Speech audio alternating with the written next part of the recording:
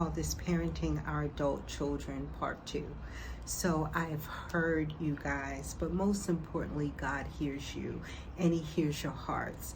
This isn't by far easy for me as a mother as well, especially because my children live in other states. But God helps me with this because He loves what I love and He loves what you love as well. He's not going to love you and not your children. But one thing I want to share is that you have to keep growing and evolving. Your kids won't need the same version of you when they were born because now the need is different. That means you cannot be the same parent to them as they were when they were 7, 10, 15, 18, 20, whatever. As they grow, their need from you will change. But this is the same type of relationship between you and God. If you pay attention to that, what you needed from Him before is different now because you're wiser, you're better, and you're stronger. But one thing I've noticed with growth is at every level of growth, there's a consistent cycle of surrendering to something, a dying to yourself, bearing it to move on, and then rising.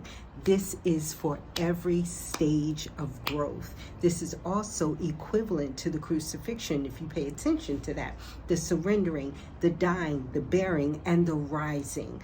We cannot be yesteryear's people or yesteryear's parents. We have to keep evolving. This is why one of the worst things that we can tell our children is the phrase, when I was coming up, going back into the past. If you say them, watch them become disconnected because they cannot relate to the days of when you and I were coming up because the times have changed. So you won't get no response with that phrase. You can tell them, don't walk to the left because there's a landmine and it almost blew up in my face.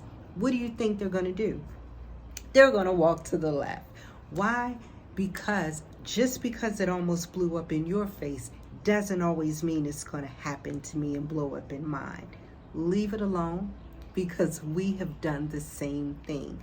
But also, if you break it, you buy it. So some lessons, y'all, are expensive, but a hard head makes us soft.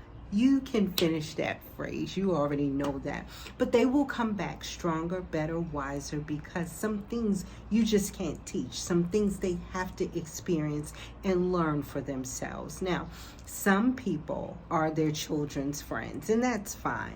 My children will have friends coming, revolving in and out of their lives as they grow. So they don't need me to be their friend. They need me to be their mother. Plus, it's just some conversations I'm not going to have with my adult children, and they don't want to hear me say these things, okay? Those conversations are for my friends, not for my children. There are boundaries of mutual respect that we just don't cross. So when you assume dual roles, I guarantee you at some point, one of them at some point are going to lack.